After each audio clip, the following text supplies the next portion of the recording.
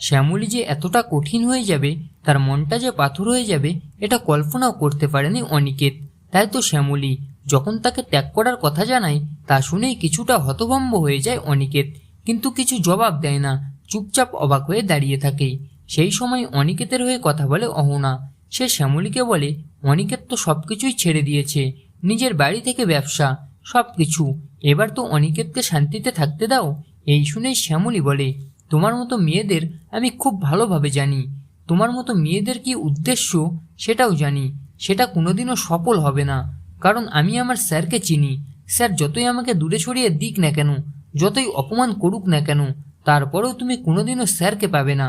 এটুকু বিশ্বাস শ্যামলী এখনও তার স্যারের উপরে করে।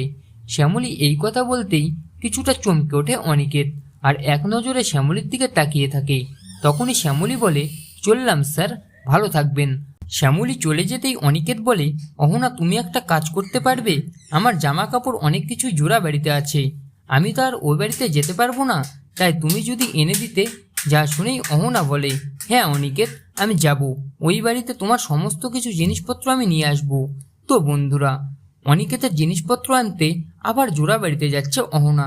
আর সেখানেই যদি অনিকেতের বাবার মুখোমুখি হয়, আর তখন যদি অহনাকে উচিত শিক্ষা দিয়ে তাকে বুঝিয়ে দেয় তার স্থানটা আসলে কি, তাহলে আপনাদের কেমন লাগবে কমেন্ট করে অবশ্যই জানান।